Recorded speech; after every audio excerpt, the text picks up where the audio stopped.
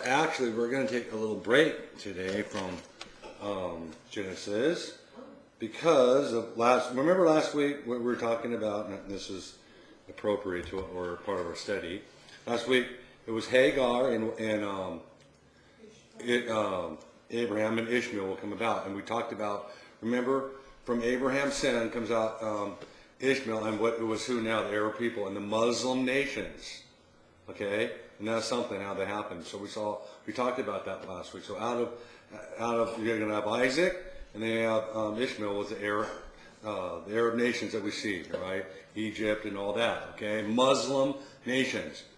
One thing we got to notice too is when you notice that all sin is long effective. Adam and Eve were all of us right now have the DNA from one man's Adam. Okay, so it continues to do it. Now we also see the same thing with Ishmael. Okay, through Ishmael, right? There's still, because of Abraham, right? Do we see the sin still in effect today? What's going on right now because of Ishmael, right? The Arab nations, the Muslim nations, right? And so I want to look at that because what are we seeing going on right now? Huge. If you look all the news, what do we see going on all over right now? Israel is having to defend themselves, right, or herself, against the surrounding countries that are under.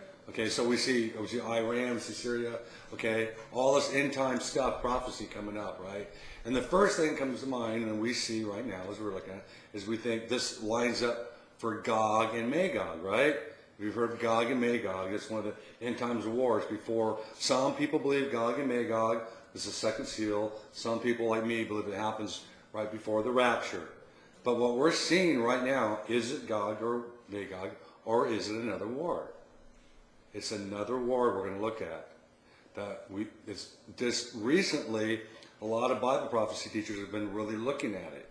Does okay? It precede Gog and Magog? It precedes Gog and Magog. Gog and Magog is Russia, though, right? Yeah, we're going to go over all that right now. That's what we're going to talk about. So what are we seeing going on right now with Iran? Because when we think of Gog and Magog, we think Iran, and we think of Russia, and we see all those things. Okay? That's what we think of. So first thing we think Israel, and they're going against. But what's really going on right now? Okay? So first thing I want to do, let's go into Ezekiel chapter 38, which is Gog and Magog.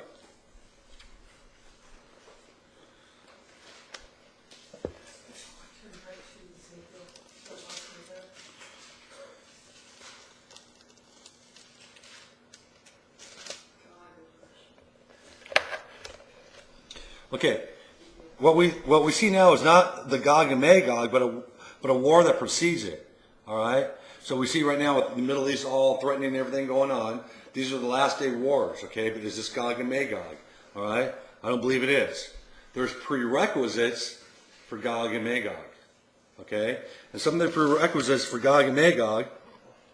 This would be the prerequisites for Gog and Magog. Israel must be reestablished as a sovereign Jewish nation. Okay, now that already has happened, right? We know that 1948, Jewish became a separate. So that part would fulfill the Gog and Magog, okay? Now, here's the one. If this war was to be that we see coming up right now with all the threatening, for instance, Israel, what do they want to do? They want to just wipe Israel off the face. Everybody wants to wipe Israel off the map, and then Israel's talking about retaliating around against Iran, right? So another prerequisite would be Israel must be living securely without walls, military secure. Is that happening right now? No. Absolutely not. So that's one that's not going to happen. So this war couldn't be that one because they're not living like that, right? Another thing, be living at peace in the Middle East. Is that happening right now? So these are things that are prerequisites to happen for this war to happen. You mean for Gog and Magog? For Gog and Magog. Okay? And not only that, Israel will have to be one of the richest nations on earth. Okay? Now, they're not one of the richest nations yet on earth. Now, this is very interesting when we go through this. I've never looked. This is the first time I've looked at this. Okay? And a lot of people, including Chuck Messer, have changed their theories on Gog and Magog looking at this. Okay? You know, it's funny, Daniel said at the end, don't open up the seal till the end. And sometimes things aren't revealed to us until you see prophecy starting to come through. We've gone through Gog and Magog before, but let's look at some of this. We're not going to go all through Gog and Magog right now, but I want to read you some passages. In Ezekiel 38, I'm going to start in verse 7. All right? It says, get ready, be prepared, you and all your hordes gathered about you, and take command of them. After many days you will be called to arms. In future years you will invade a land that has recovered from war, whose people gathered from many nations. The mountains of Israel, which had long been desolate. So we see one thing right there. At the Gog and Magog war, this is during the time of Gog and Magog war when they invaded, they're what? Recovering from what? Another war. A war. Are they recovering from any war right now? Okay, so they're recovered. At that particular time, we already said that you see right there they become one nation, which has happened, but they'll be recovering from some kind of war. That's happened. That must foresee this. They've been brought out of many nations, and now all of them live in safety. Okay? So they must be living in safety, right? You and all your troops and many nations with you will go up advancing like a storm. You will be like a cloud covering the land. Verse 10. This is what the sovereign Lord says. On that day, thoughts will come into your mind, and you will devise an evil scheme. You will say, I will invade a land of unwalled villages. I will attack a peaceful and unsuspecting people.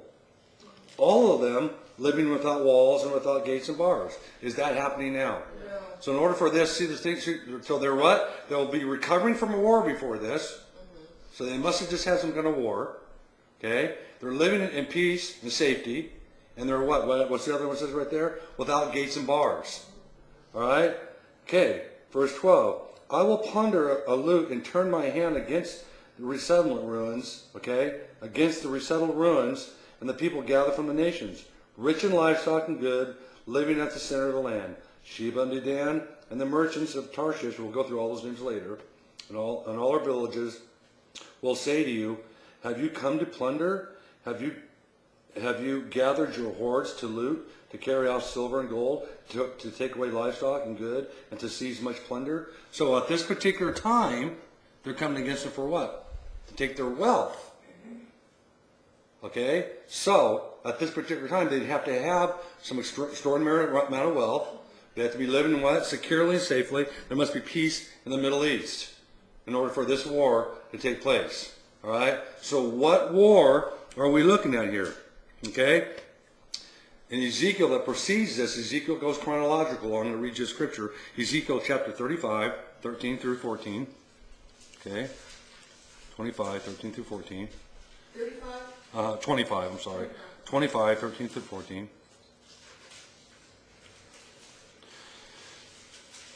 Therefore, this is what the sovereign Lord says. I will stretch out my hand against Edom and kill its men and their animals. I will lay it waste from Dedom and Dedan, which is Saudi Arabia. They will fall far from the sword.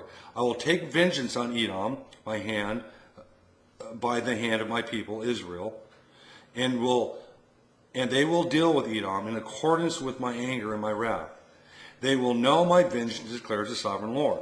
So now here's another war which precedes this one, referring to Edom, which is who? Edom is the Jordanians, or what we know now as Jordan.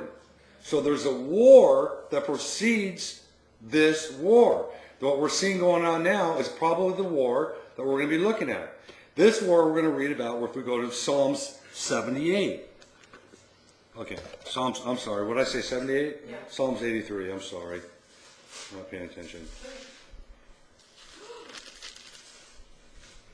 What was that? You know I'm sorry. I'm just being smart, Ellen. All right.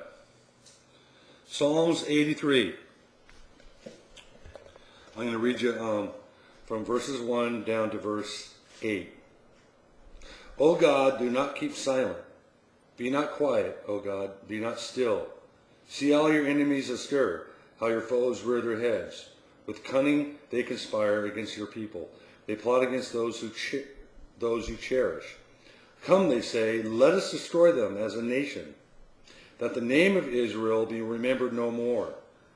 Isn't that kind of what's happening right now? Yeah. So there's these nations rising against what? Israel. Right. Now see the difference? Yeah.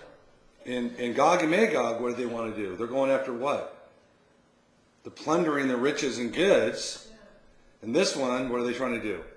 Wipe them off. Wipe them off the face of the map. Okay, now watch. Verse 5.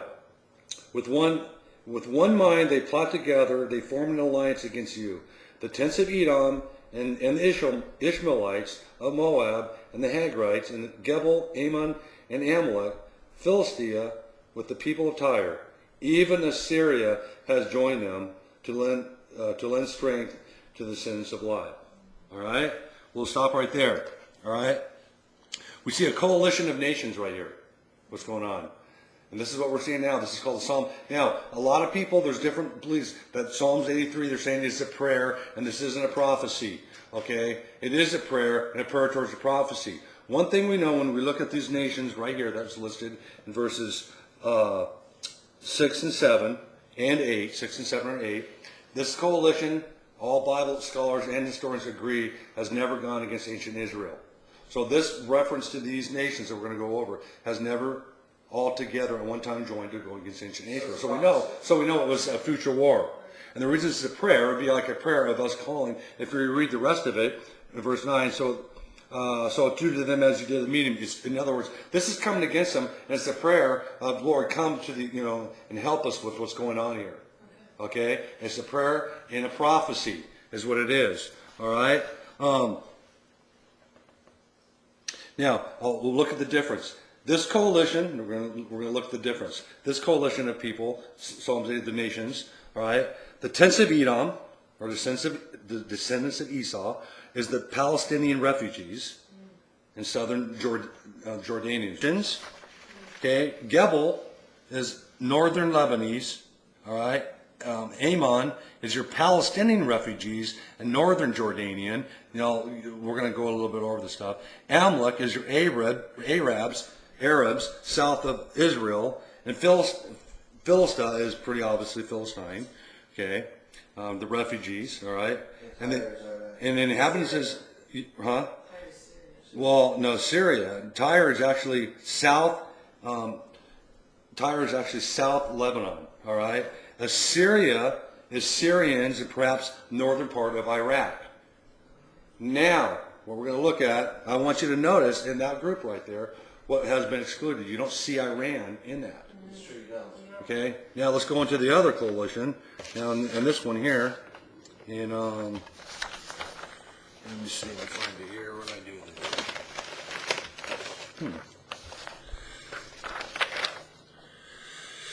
Okay, Gog and Magog. All right? The Gog and Magog word, which we didn't read through, we'll go through that later. Gog and Magog. I'm just going to list you the different, that would be coming out of Ezekiel. I'm going to show the difference. That was the nations that we see in 83 that were in Psalms 83. The Gog and Magog war nations consist of Magog and Rosh is Russia and the former Soviet Union. Persia, which is Iran, a part of Iran. We'll talk about that. Iran. Cush, which is we see in there. Cush, which would be Sudan, Ethiopia. Okay. Put, which would be Libya, Algeria, and Tunisia. And Gomer, all right, Meshach and Tubal, which would be Turkey, and possibly Germany and Australia. Okay, and Austria. And Beth Tomar is Turkey, Armenia, Turkish-speaking Asia Minor, and Central Asia. Okay? Now, one thing I want you to notice about all these nations, what are they? Every one of these nations are Muslim. Every single nation is Muslim. Now, these are familiar terms we need to know because when we look at these nations, this all start coming together when we study this a little bit here, is we need to look at some of the things you always hear when you hear about Hamas. Hamas, the word means enthusiasm. That's what it means. No, enthusiasm. That's what it means. Okay, they're Sunni Muslims. Okay, they're mainly the Palestinian territories, Gaza Strip. So when we were talking about, see all the Lebanese and all that right there, we talked about the Jordanians. That would be probably all that area. So what we're looking at now is a lot of that. Okay, the Muslim Brotherhood, we hear a lot about that. That's the world's oldest of the largest Islamic movement. All right. Okay, Hezbollah, which means party of God. That's what it means. Hezbollah means party of God. They're the Shia Muslims, militant groups, okay? And they mostly Lebanon, Iran, and Syria. All right, they're the ones that really call for the destruction of Israel. Even Hamas is, though. Okay? All right? So the Sunni Muslims are the largest branch of Islam. They're Orthodox. The Shiites are second largest. Now, distinguish the difference. It would be they're both Muslims, but it'd be like the Catholics and your Protestants. It'd be like that. That's how they distinguish their denominations. And actually, they really don't like each other at all. They hate each other. They kill. They hate each other, but yet they will unify. Remember, all of them are against the Jews. All of them are, okay? So that they have a common enemy. They have a common enemy, so they'll unite for the common enemy. But keep that in mind. What we see is in Gog and Magog, we see Iran, and we see the big thing right now is going on Iran, but we don't see them in this Psalm 83 war that's coming up now. All right? Pretty interesting, huh? You know what I mean? A lot of people place the Psalm 83 war during the tribulation time. All right? They say it comes after Gog and Magog, and there's many reasons it doesn't. So I'm not going to go into all those reasons today, but it is definitely placed, and most all scholars are believing it's placed before Gog and Magog. All right? Okay, Psalms 83. We read that part, right? Okay. What we don't see listed would be, we don't see what's called Elam.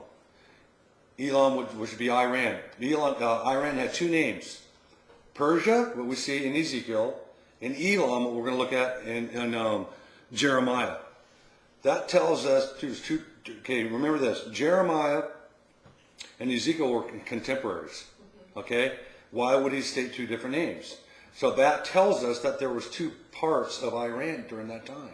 It would probably there wasn't one big country like we think. In other words, it'd be like maybe like a south and north, like that. Right. It was probably divided. It was definitely a territory. So there was all Iran, but there was the Persian and Elam.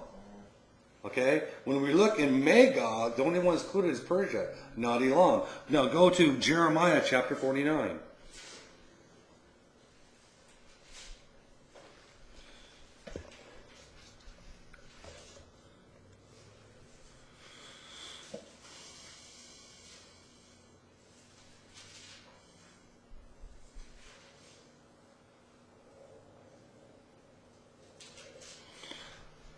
Okay.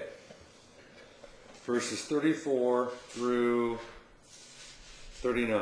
Ryan, you want to read that? Read it kind of slow and so we can all hear it. Jeremiah what? Chapter 49, verses 34 through 39. Yeah, okay.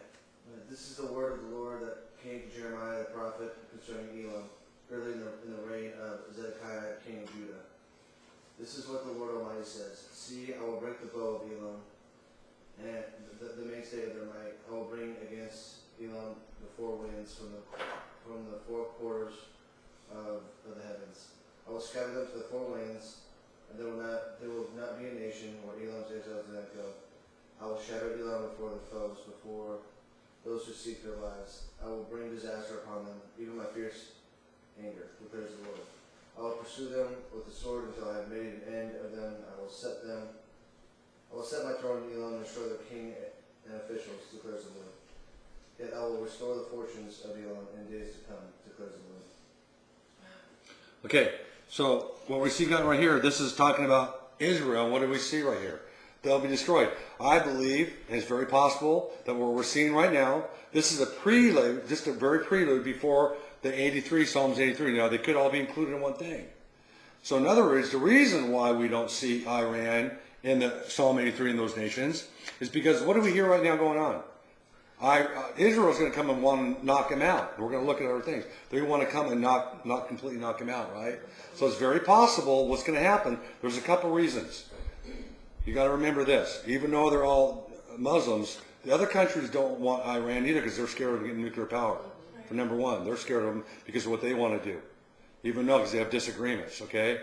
Number two, it's very possible, and I believe this is what we're seeing, is that Israel's going to come and knock them out.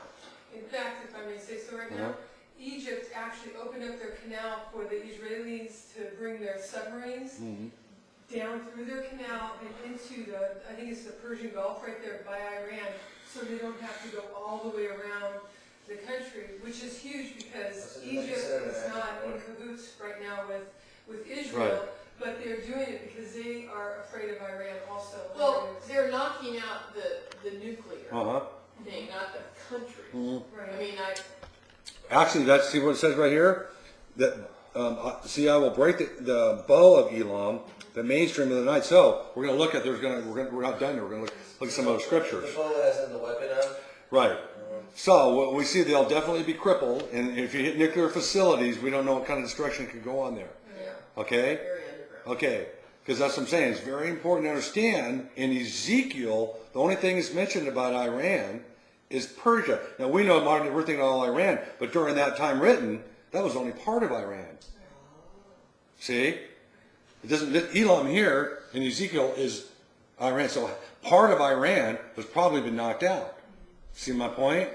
Okay, very important to understand. So we say, why is the war? Why aren't they in that? Because more than likely, they've been either knocked out or their nuclear weapons for some reason. That's why they're not there.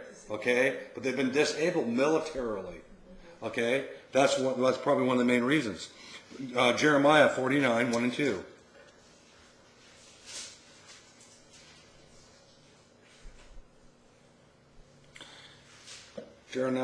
Concerning the Ammonites, this is what the Lord says.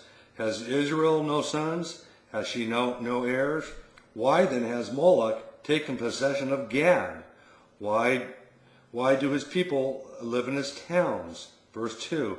But the days are coming, declares the Lord, when I will sound the battle cry against Rabbah of the Ammonites. It will become a mound of ruins, and its surrounding villages be set on fire. Then Israel will drive out those who drove her out, says the Lord. Now you wonder what all this is about. Jeremiah, this one right here, what I just showed you, there's that big coalition we see go back in your Psalms. Keep your finger on Psalms. You guys want to keep your finger in Psalms. I'm going to try to explain this to you. It's a little, this is 83. Okay. Psalms 83, 6 through 8, the tents of Edom, which is the same thing as the Ammonites, all right? Edom is Jordan, okay? Which covers, you remember in those days, was referring to a different area too, okay? So it's the Jordanians. So all the stuff we see, the Gaza Strip and all that stuff, this is what he's referring to, all right? So we see that probably more than likely Iran, most of them not, that's why we don't see them in this war, okay? Then we see the what happened right here in verse 1 and 2. It says concerning has Israel no sons? Has she no heirs? Why then has Moloch taken possession? Why do his people live in it? But the days of the Lord are coming. Okay, there's going to be another war, but we see the war of Damascus. Okay, and this is exactly what's going to come up. We're going to it'll all come together. We get the scriptures coming together. Okay. Wasn't Moloch Right, so what's it referring to? What's it saying is Ammon, which is the Jordanians, which we see all these lands they have. He's saying that's the inheritance of Israel. That's what we're making a reference to right here. See, if you look in there in 49, it says, doesn't Israel have sons? Aren't they the heirs of this? Why is Moloch in these lands? Why? Okay, who's saying, no, you're going to get them back. You see what's saying? You see what's saying right there? Okay, so that's in what, Jeremiah? You kind of see what I'm talking about? Okay, so that's what's... yeah, it says, concerning this with the Lord, has Israel no sons? Has he no heir? Why then is Moloch taken possession? Gad was a part. See, Gad, in the old maps, was a big part. We're going to look at that. Was the 12 tribes. It used to be broken into 12 tribes. And this Gad, well, we'll see when we get into Isaiah chapter 17, Gad was probably the one closest to Syria, which wasn't Syria in those days. Okay? So these are areas that, well, he's saying, wait, isn't this the land? When we studied in Genesis 15, when we were in chapter 15, verse I think it's 6, it says you'll inherit, all the land will be yours. He's talking about this was the land that was part of the Israelites' possession. Now he's going to give it back to them. What we're seeing coming now. This is going to all build. It's pretty interesting when you look at that. All right, so he says, verse 2, but the day of the Lord declares when I will sound the battle cry against Rabbah, which is the town of the Ammonites. Okay, it will become a mound of ruins. All right, and if you go over to Jeremiah 49, 29, verses 23. 29. I'm sorry, 49, 23 through 27. Wait, 49, 23? Uh-huh. Okay. This is all part of the same prophecy. Concerning Damascus, Hamath and Aprid, and dismayed, for they have heard bad news. They are disheartened, troubled like the restless sea. Damascus has become feeble. She has turned to flee, and panic has gripped her. Anguish and pain have seized her, pain like that of a woman in labor. Why has the city of renown not been abandoned, the town in which I delight? Surely her young men will fall in the streets. All her soldiers will be silenced in that day, declares the Lord Almighty. I will set fire to the walls of Damascus. I will consume the fortress of Ben-Hadad. All right? So, what we're seeing going on now, so now watch. Exactly what's going on right now. We see what's going on in Syria. Okay? Who's in Syria? You got to remember, Iran, okay? They finance Hezbollah, which is Syria. And who are they against? Israel. So now you got to really remember, Syria is buddies with Iran. So when they get knocked out, okay, because there was the Gondola Heights. That's okay. Golan Heights is Syria. Okay. Well, what happened was that the 66-7 war was taken over, and the Israelites took that over. That's the big fight right over in that area, which has always been the inheritance of Israel. Golan Heights, where we see Damascus. All this right now we see going on. Because Syria right now is just getting demolished. Right. So, yeah. But that's not going to be, okay, so now watch. Syria is going to rise now. We're going to see what's going to happen, exactly what's going to go on. You can see what's going on. So here's Israel getting ready. I really believe we're going to see a strike, exactly what they're going to do to Iran. Okay? Now, whether it comes from a retaliation first from Israel, we see Israel getting hurt, I don't know that. You know what I'm saying? This could be a prelude, or it could all be grouped together. Okay? It'll open up the door now for Syria, and see all those other nations we read right there? That's the ones now that's going to come up against Israel. For Gog and Magog. Not for Gog and Magog. This is for the Psalm. This is actually the Psalm 78 war. And 83. Psalm 83 war. I'm sorry. Now, Psalm 83 war. Okay. Which precedes Which precedes Gog Gog and Magog. and Magog. All right. So go to Isaiah chapter 17.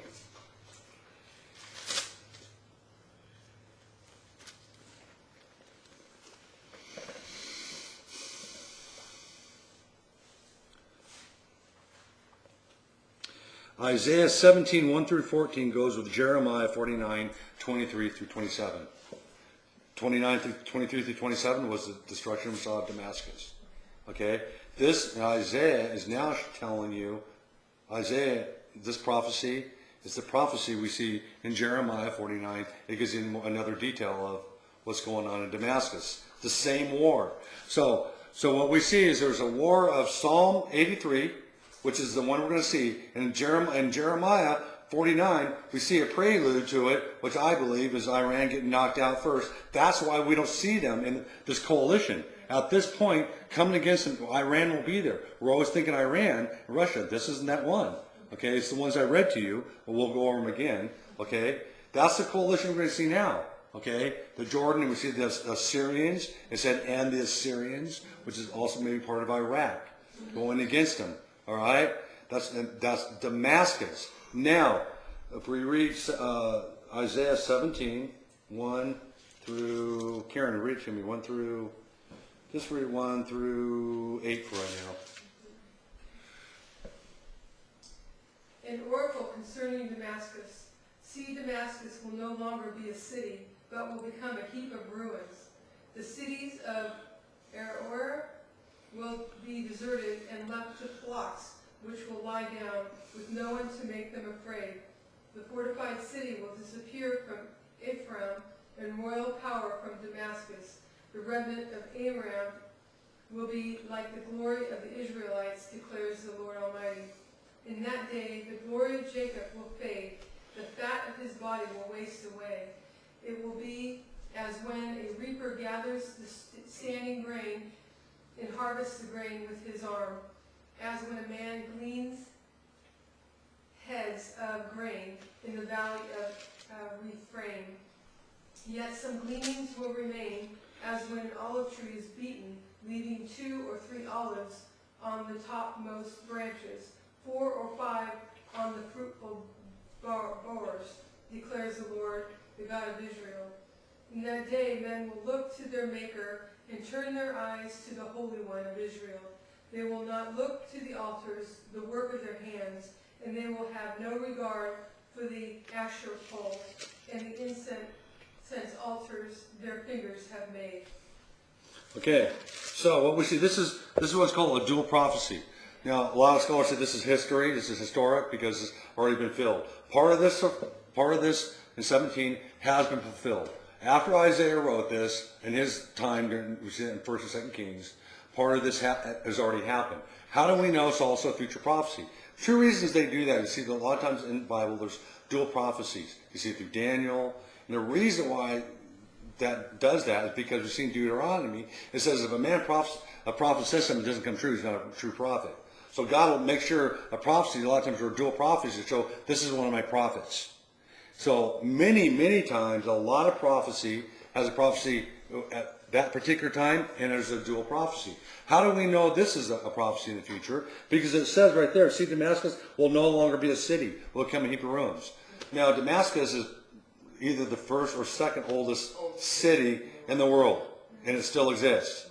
So it came back. There's a lot of other reasons. Also, he talks about the Syrians, Isaiah 66. Why would he be doing that? If you look at the kind of people, there's all reasons why we know that this is a definite also prophecy of the future.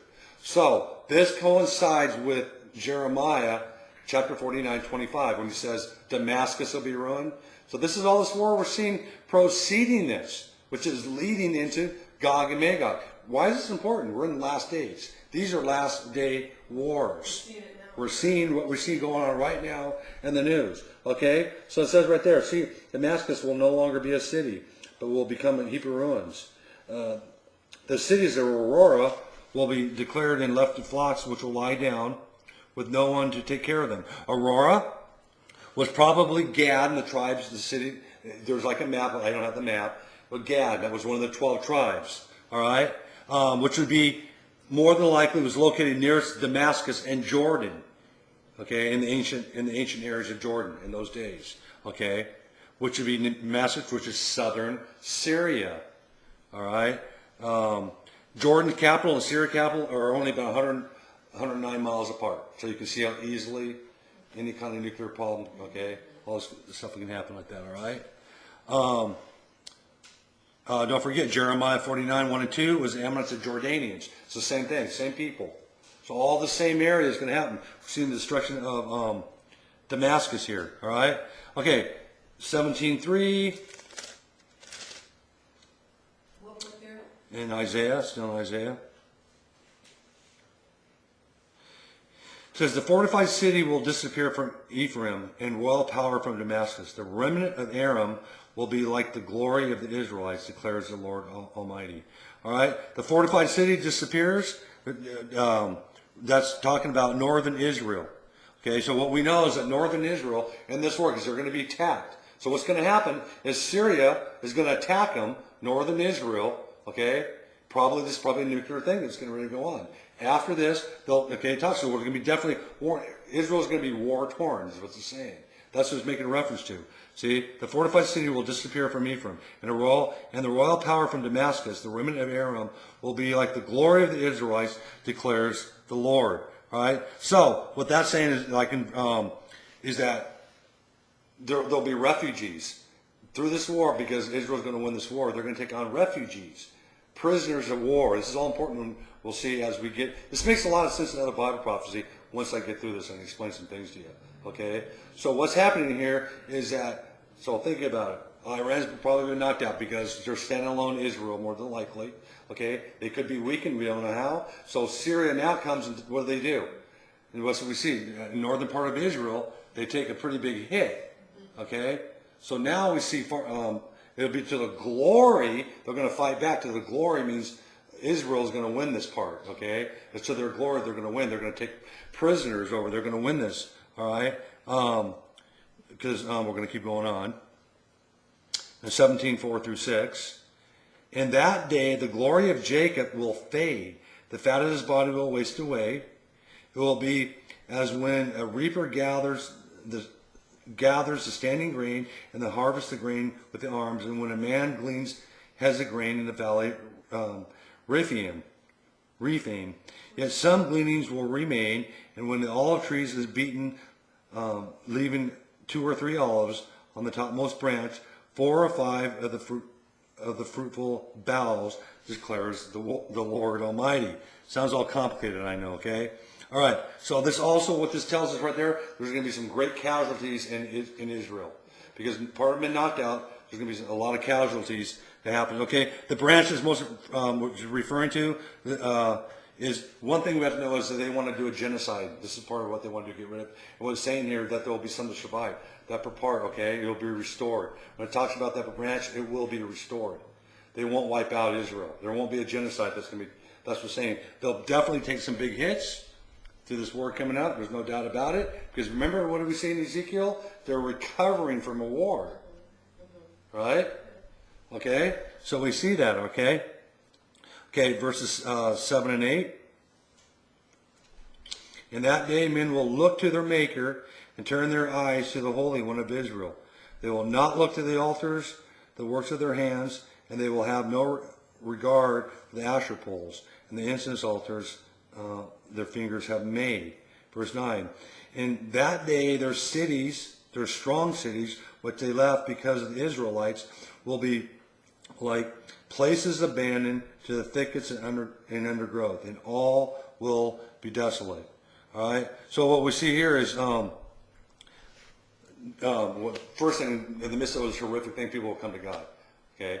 There's no doubt. People are going to be. This is going to be terrible. What's going to go on? So people will. And it says men. So that means both sides. It doesn't mean just Israel.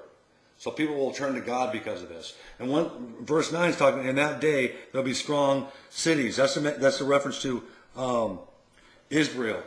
Okay, Israel's taken over. That was a retaliation. They'll take over. They're going to conquer this great city, Arara, which is what? Arara was Damascus and the cities around it. Okay, in those days. All right. Verse 10, you have forgotten God your Savior. You have not remembered the rock your fortress. Therefore, though you set out fine plants and plant imported vines, though on that day you set them out, you make them grow. On the morning when you plant them, you bring to bud. Yet the harvest will be as nothing in the days of disease and incurable pain. What does all that mean? Okay, the people of that city in Damascus, the ones that attacked Israel, okay, they'll go out because the destruction, the desolate will happen, that they'll be wiped out. They'll go out and plant and nothing will grow because what? Incurable disease. Sounds to me nuclear. Okay? So what happens is what you've done, because you went up against Israel, they wiped. What we see is Israel's been taking a big hit here, major casualties. Then we see in verse 9, in that day there are strong cities which they had left because the Israelites will be like places abandoned to the thickets and undergrowth. Okay, so they wiped it out. All will be desolation. Okay, and because like saying these people too, also they will become. I believe what's saying here also, not just when we look at this, you have forgotten your God Savior. You have your rock. You know, we're thinking, well, he's just talking to the Israelites. I believe he's talking to those people who are going up against him. Of course, at one time they all knew God. Remember where they're from, Ishmael. Okay? These are Islamic nations. They say, we believe in the God of Isaac, Abraham. See? So don't you see what can happen right here? So they've forgotten this also. You know what? That's the wrong God we've been serving. Okay? And we're saying you'll set your plants up for what you did, and the disease is incurable. Okay? Some nuclear force. Yeah. All right? Incurable pain, nuclear. Verse 12. Oh, the raging of many nations, they rage like a raging sea. Oh, the uproar of the peoples, they roar like the roaring of the great waters. Although the people roar like the roar of surging waters, when he rebukes them, they flee far away. Driven before the wind like chaff on the hills, like tumbleweed before a gate. In the evenings, and tumbleweed before a gale. Verse 14. In the evening, sudden terror. Before the morning, they are gone. This is the portion of those who loot us, a lot of those who plunder us. So all the nations is saying right here, all the nations are going to come up against them, and in one evening, Israel? in one evening they'll be wiped out. So Israel will be wiped out? No, not Israel. All the nations going against Israel. I see. Okay? So I'm not explaining this too well, I know. No, you are. All right. What I want to look, so what we're seeing going on here, what we need to, I'm going to go a little more over this. So what we see is probably a pre-war what we're seeing right now in the news. It's very likely. Now, like I said, this is just, we don't know this for sure. It could be all grouped into one thing too. I believe what we're seeing, I do believe that Israel probably going to attack. There's no doubt about it. It's going to knock out Iran. It's going to open the gateway now for Syria and Jordan and all those who are against them. All this whole coalition, but not the Gog and Magog, because their goal is to do what? Wipe Israel off the map. And they're going to go up, and there are going to be some huge casualties we see in Israel, okay? And then it says all these nations, okay, will come up. Damascus will come, this prophecy will be fulfilled. Damascus, Syria itself, if we look at the map, we're going to look at the map, right, will be completely wiped out. And all those nations that warred against them will be ruined. Okay? So we see, though, definitely Israel is crippled before Gog and Magog. All right? Things I want to look at. All right? Okay. Because of this is really interesting. Remember the one part we said, they have to be rich. This is one thing we never hear about. We always think about Israel being so small. Okay? Now, why are so many nations always want to go against Israel at this point? Okay? Israel's borders, we're going to look at some scriptures, are expanded. Before Gog and Magog, Israel's not, I don't believe, is going to be like we see now. All right? The results of the massive military victory in Israel, all right, is going to drastically change Israel's dimensions. All right? If you go to Obadiah, chapter 119.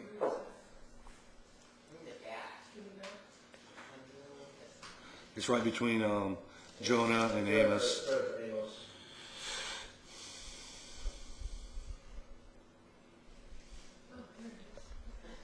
Obadiah 119.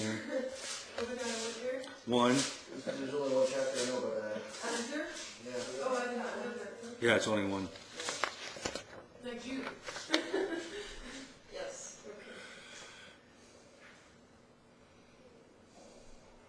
Vision. Yeah, 119. Where am I at? The people from Negev will occupy the mountains of Esau. Where are you? 119. Obadiah 19. 119, or just 19. All right?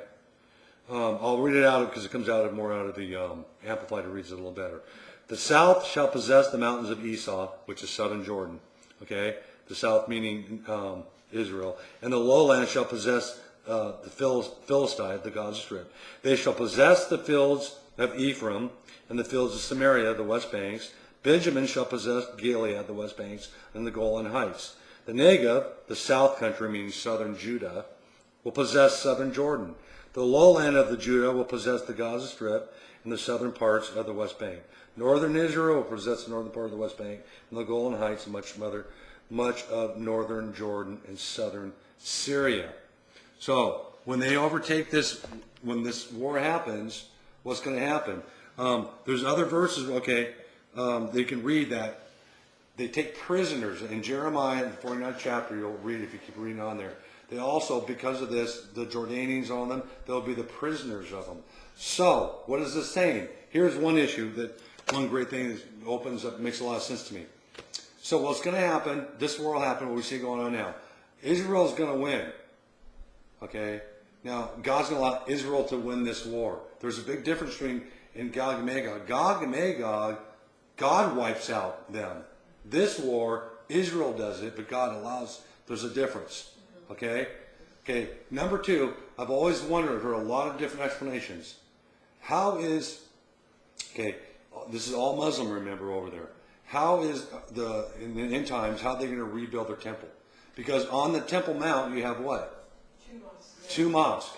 I've heard all these different explanations. And all these reasons, well, look, you know, the Antichrist will come when he sets the truth, and he'll allow him to. That doesn't make sense. There's no way the Muslims will allow that to happen. Never. I don't care any man, they'll never allow it to happen. You know why? Because right here, they've just won all the Muslim countries, except for the ones we see. You'll notice these countries are not in Gog and Magog. Just because Israel's taking them over. Right. There you go. So if we look at, now look at the map, watch. Can you go? I wondered what that was. Oh, that's a roll up there. Here. Your Israel thing fell up here. Oh. On the video, I'm going to do close-ups too on the videos. Go ahead and So, excuse me. Let's I'm gonna put show you the Israel back difference. up on the map where she belongs. So we're going to kind of show, I know this doesn't all make sense, we're going to look at the difference. Okay, the ones I have here, in this color here, the red, that's the Gog and Magog were coming, that's the countries.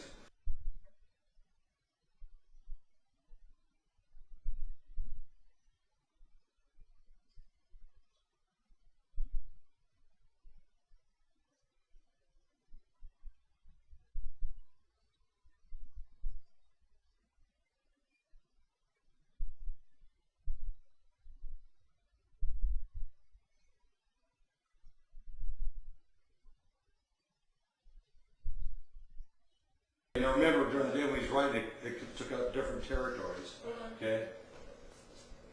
So we'll see like Russia and the Gog and Magog, Turkey, all right? They're going to be going up against them, that's all that area, okay? Part of Iran, We'll fight against them. probably part of Iran, because they mentioned Persia, but not, not all of probably Iran is like we think about it. The part will be the power we're thinking of. You see Sudan, okay, and then there'll be Libya. The war that we're talking about now that's going to be going against them, Iran will not be in that because what did we say? They've probably been knocked out. But now, here's Israel.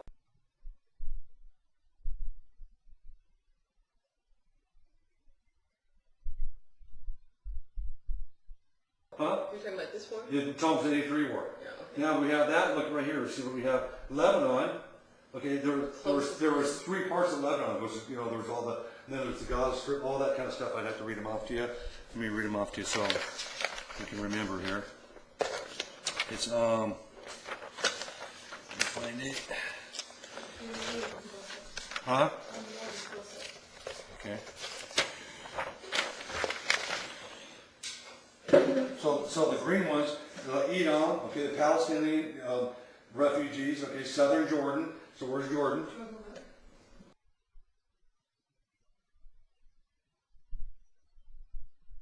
South of Israel, isn't it? Uh-huh. Jordan's down below. See Jordan? Yep. All that right there? Okay. So that's part of it. See Jordan, Palestinian refugees. Ishmaelites, Saudi Arabia. See all this?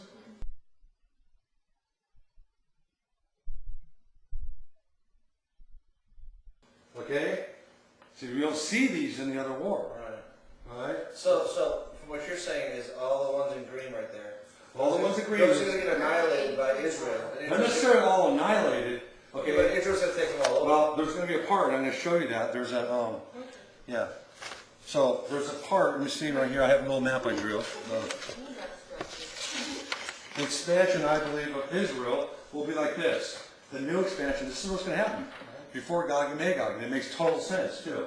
Here's Israel, which has always been this little country. Now remember, the land they're going to get back, because this was always the promised land of them anyway. Right. That we've studied in Genesis. Okay, we'll see all Syria. Okay, you come down like this, all through Syria. Here's Israel, all through Syria. Now they're going to be come on down like that. Probably not Iraq. It could be part, maybe of Iraq. Jordan. So come on down here to Jordan. Down the Gaza Strip, which is all down here. Suez Canal. They'll come down to all. It goes way back down here, and even maybe there's parts in Egypt. We know they'll probably in it. Okay, so this whole area now will be under the control of Israel. So now, what's the big part right in that area? What makes them so rich? Oil. Silver, gold, oil, all these rich things. Saudi Arabia alone. No, Well, they Israel's just, finding yes. And Israel itself They is. just found Okay. that Israel has out their coast, natural gas. Okay. the largest. But now, no, but watch. These are the countries that are against them right now, that we're seeing, okay? Remember that all these countries are against them. If they take those out, we don't see them. The reason we don't see them again, because one thing, they probably have political power. For instance, we see Jordan, which is a bigger area in those days. We see Jordanians, we're talking about Philistine and all that, okay? they're under their control because we look at other scriptures, they're prisoners of them, as it puts it. Okay, so they'd be under control. That means there's the Islamic nations there have no more control. So who has control of the Middle East at that point? Israel. Now they're in power. Right. So you're Does saying, that make sense so to you you're guys? saying that this is what's going on now? What we're seeing right now is, It's here's seven Iran, moments. they're threatening right now. All these countries want to wipe off Israel. Right. Every one of them. Right. Okay? They're Everybody in here is in war right now. Right. Every one of them. Well, Egypt and then Syria is going from town to town. Right. Damascus is next. It's like a month away. Damascus, see, now, here's another thing I want to show you. Now, here's Israel, see Damascus and Jordan, see how they connect right there? Yeah. That's why, they're all right there, because see, before this was, see, that's what I'm saying. The gondola lights out here, that's like right in this area. And they've always been fighting over this area right here. It's a hill, Okay. it's a Just a mountain little- top. actually. Yeah, it's a mountaintop. You know what's so funny about that? Look how tiny they are. Look how many nations are going against Right. them. It's itty bitty. That's so And this is what I'm trying to say. So these countries will come, okay, now whether it's nuclear or not, we saw, now remember so Syria, which was Iman and all those in those days, which is here, which said that they will be taken over because they're going to go out. This is where Hezbollah, you hear about Hezbollah? Oh, yeah. Which, that's one of these are hardly the most remain terrorists right here. Terrorists, yeah. Okay?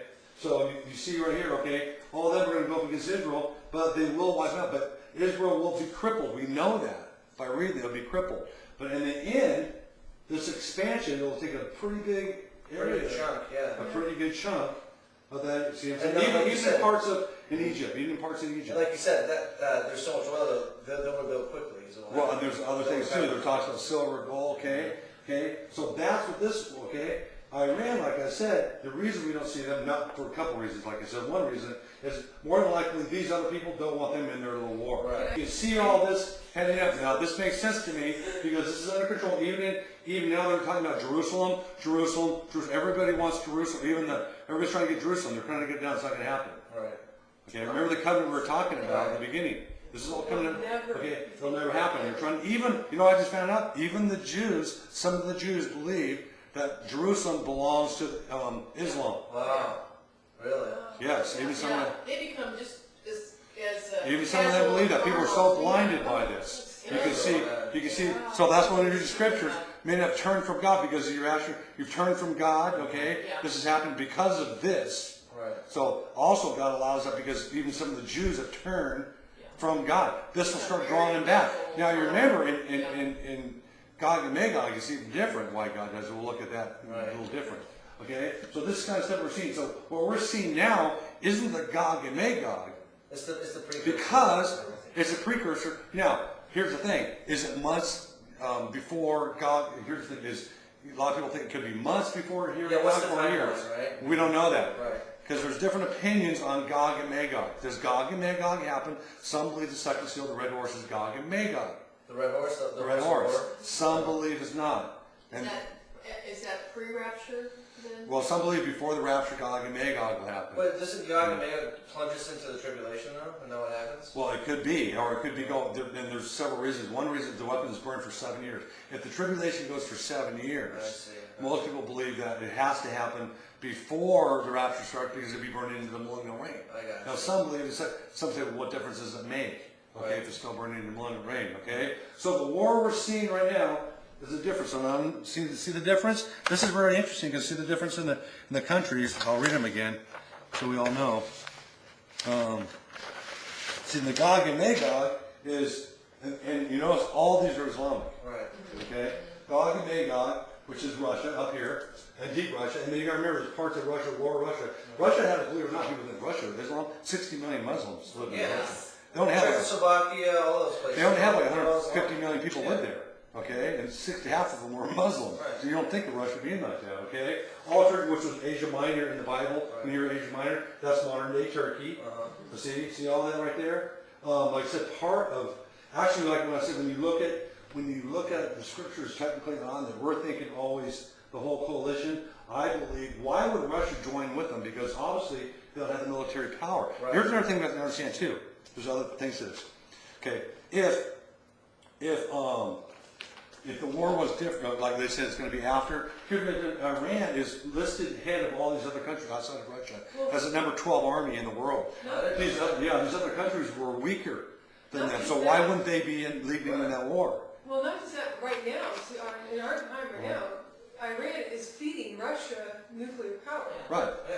So And that's why Syria. Russia's with them, yeah. In Syria. See, they all support, that's what I'm saying, they're all supporting the whole thing. So everything we see going on here, what you're seeing right now, and then all this threat, you know what I'm saying? And then all the unrest in Sudan, I mean, it's just been, Right. yeah. And that's all the Gog and Magog. Right. You know what I'm talking about? Sudan is just. How long have they been going right now today? Exactly. Just about an hour, yeah. I'll say about that today then. Okay. That's All right. stuff. So like, Fascinating. I don't know.